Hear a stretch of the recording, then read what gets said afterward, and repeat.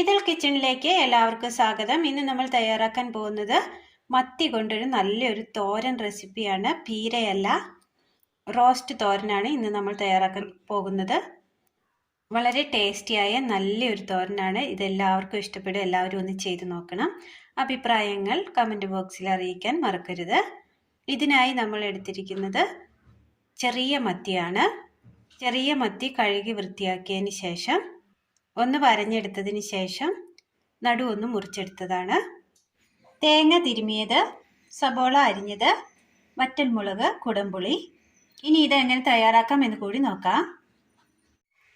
ഒരു മിക്സിയുടെ ജാർ എടുത്തതിന് ശേഷം അതിലേക്ക് പച്ചക്കുരുമുളക്, ഉപ്പ്, മുളക് പൊടി, മഞ്ഞൾപ്പൊടി, ഇഞ്ചി, കുടംപുളി തിളപ്പിച്ചെടുത്ത വെള്ളം, കറിവേപ്പില. ഇതിന് നന്നായി ഒന്ന് അരച്ചെടുക്കാം. ക്ലീൻ ചെയ്ത് വെച്ചിരിക്കുന്ന മീനിലേക്ക് അരച്ച അരപ്പ് ചേർത്ത് കൊടുക്കാം. ഇതിലേക്ക് ഒരു സ്പൂൺ വെളിച്ചെണ്ണ കൂടി ഒഴിച്ചു കൊടുക്കാം. ഇനി ഇത് നന്നായി ഒന്ന് മിക്സ് ചെയ്തെടുക്കാം. അരപ്പെല്ലാം മീനിൽ നല്ലപോലെ തേച്ച് പിടിപ്പിച്ചിട്ടുണ്ട്. ഇനി ഒരു 2 മണിക്കൂർ ഇത് മൂടി വെക്കാം. അടുപ്പത്തൊരു ചട്ടി വെച്ച് കൊടുത്ത് അല്പം എണ്ണ ഒഴിച്ചു കൊടുക്കാം.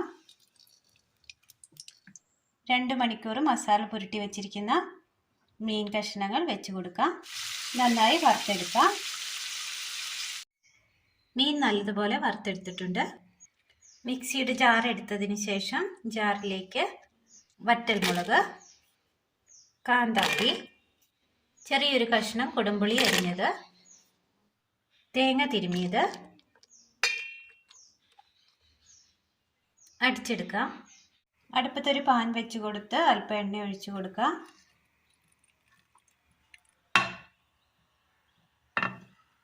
ചൂടായ എണ്ണയിലേക്ക് കടുക് ഇട്ട് കൊടുക്കാം.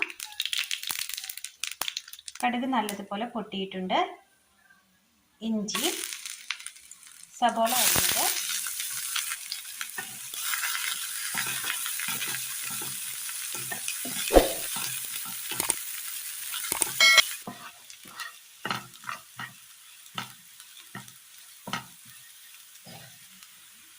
സബോള ഒന്ന് ഫ്രൈ ആയി കിട്ടിയിട്ടുണ്ട്.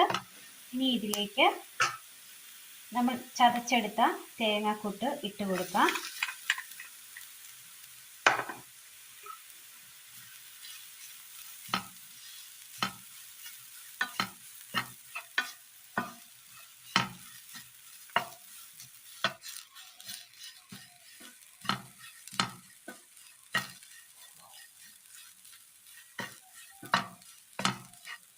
ഇതിൻ്റെ ആ പച്ചമണമൊക്കെ ഒന്ന് മാറി വരണം. ഒന്ന് ചെറുതായി ഒന്ന് വഴറ്റിയെടുക്കാം.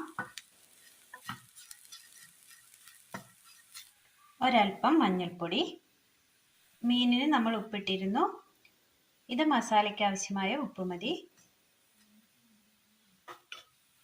ഉലുവ വറുത്ത് പൊടിച്ചത്,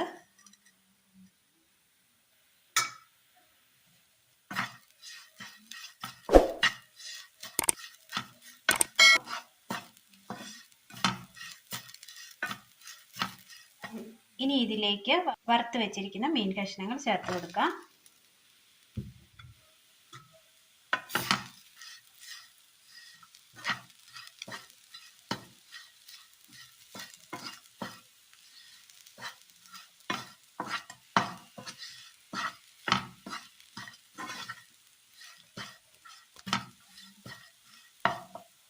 കറിവേപ്പില,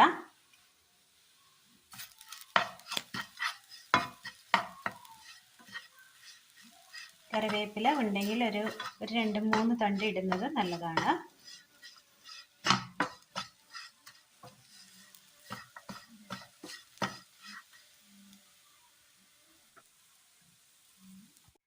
നല്ലൊരു അടിപൊളി ടേസ്റ്റിൽ തയ്യാറാക്കിയെടുക്കാൻ പറ്റിയ മത്തിത്തോരനാണ് ഇന്ന് നമ്മൾ തയ്യാറാക്കിയത്.